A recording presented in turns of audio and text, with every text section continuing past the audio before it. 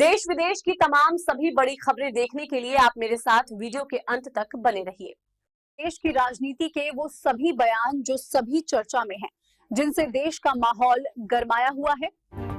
निष्पक्ष निडर आपको दिखाई जाएंगी वो सभी खबरें जो आपको कोई नहीं दिखाएगा। सरकार किसान और आम जनता के लिए क्या कर रही है, नौकरी में क्या चल रहा है, मौसम का वो अलर्ट जिसे जानना बेहद जरूरी है। नमस्कार, मैं लवी गुप्ता और आप देख रहे हैं लवी की न्यूज। आपसे एक छोटा सा अनुरोध है, पहले आप वीडियो को अंत तक देखिए। तो अच्छी लगे तो वीडियो को लाइक करें, शेयर करें और चैनल को सब्सक्राइब करके बेल आइकन को ऑल नोटिफिकेशन पर प्रेस कर लें, तो आने वाली वीडियो की हर अपडेट मिले आपको सबसे पहले।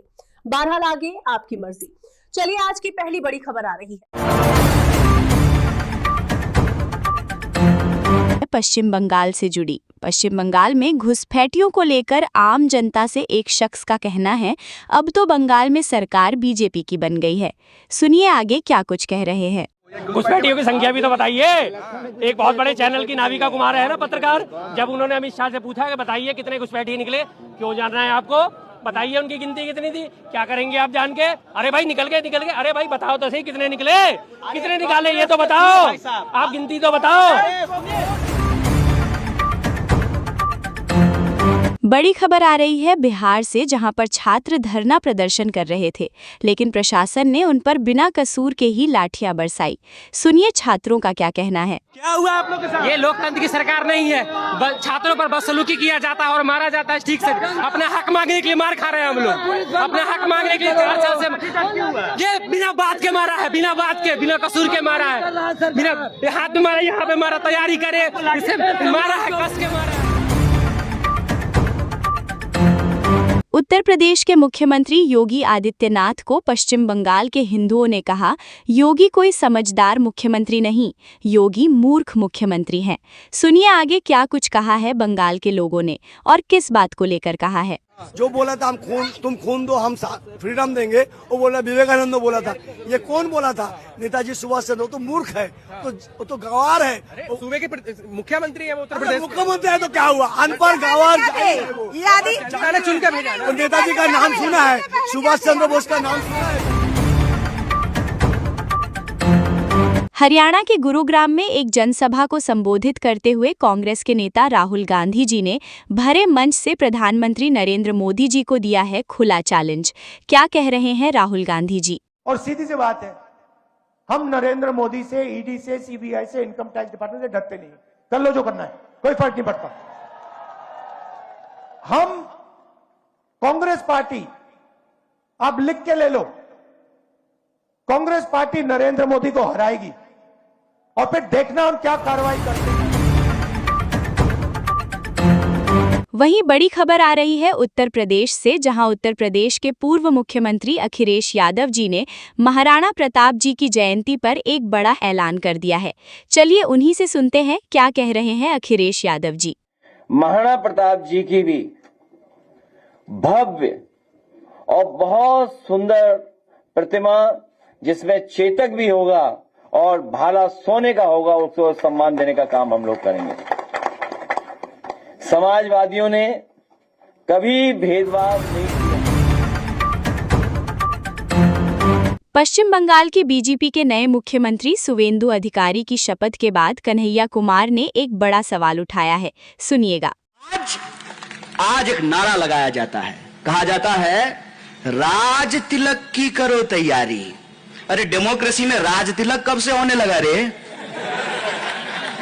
ये तो लोकतंत्र है ना। लोकतंत्र में राजा पैदा होता है कि सेवक पैदा होता है? सेवक का राज तिलक होता है। डेमोक्रेसी में, लोकतंत्र में, हमारे संविधान की व्यवस्था में डॉक्टर बाबा साहब भीमराव अंबेडकर ने यह सुनिश्चित किया है कि रोहित भाई का भी वोट एक होगा और आप सब लोग जो नीचे बैठे हुए हैं ना, आपका भी वोट एक होगा। ये हमारे संविधान की ताकत है। ये हमारे संविधान की ताकत है कि रानी के पेट से राजा पैदा नहीं होगा, राजा का बेटा राजा नहीं बनेगा। ये इस जमहूरियत की ताकत है और इस जमहूरियत की ताकत की भाषा बदली जा रही है।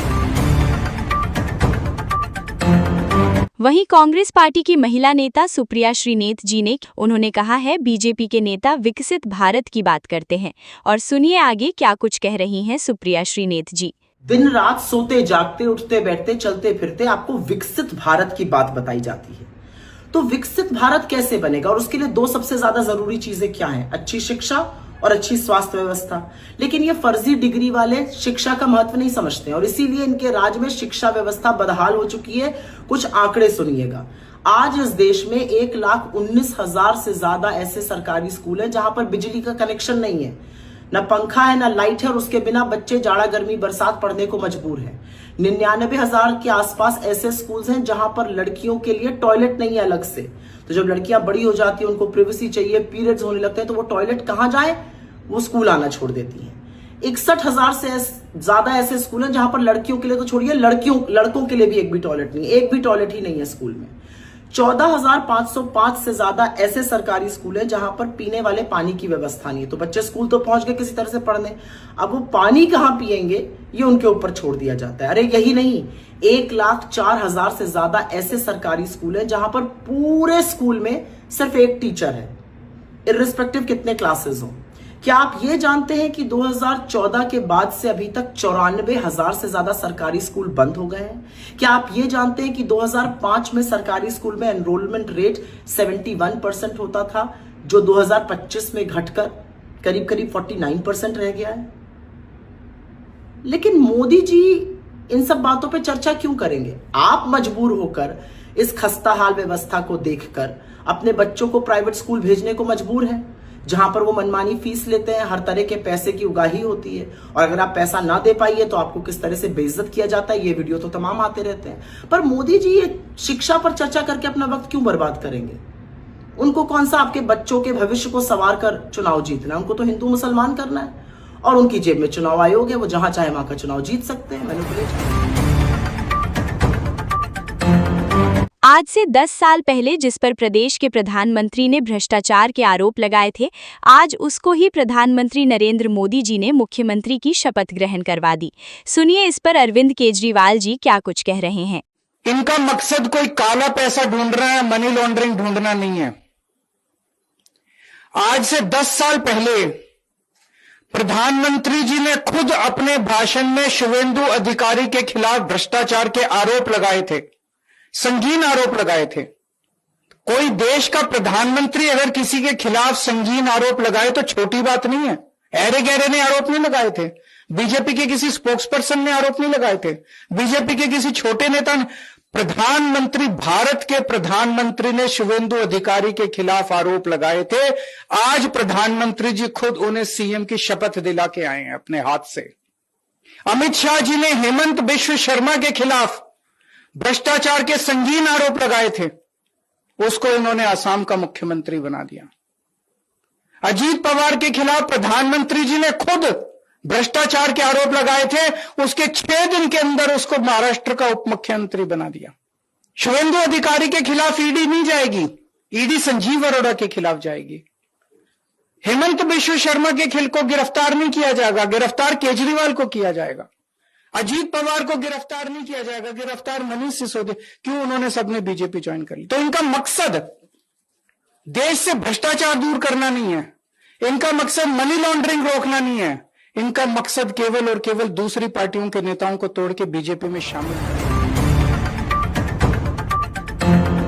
पश्चिम बंगाल के मुख्यमंत्री शपथ ग्रहण समारोह में बॉलीवुड के सुपरस्टार मिथुन चक्रवर्ती का अपमान होता हुआ साफ साफ दिखाई दिया, क्योंकि वो अपनों से छोटों के पैर छू रहे हैं।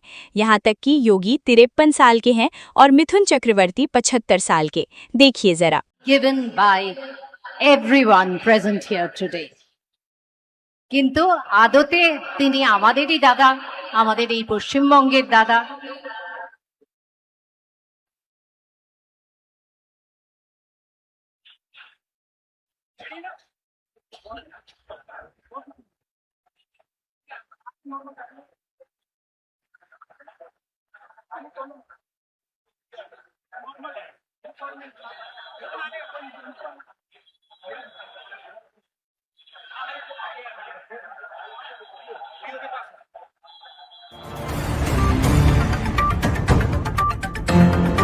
ऐसी सच्ची निष्पक्ष खबरें देखने के लिए आप अपने और साथियों को भी वीडियो शेयर करके जरूर जोड़ें। अभी तक आपने चैनल को सब्सक्राइब नहीं किया है तो कर लें और बेल आइकन को ऑल नोटिफिकेशन पर प्रेस कर लें, जो आने वाली वीडियो की हर अपडेट मिले आपको सबसे पहले। ये थी आज की सबसे बड़ी खबरें। मेरे साथ वीडियो के अंत तक बने रहने के लिए, अपना प्यार आशीर्वाद देने के लिए आपका बहुत बहुत धन्यवाद।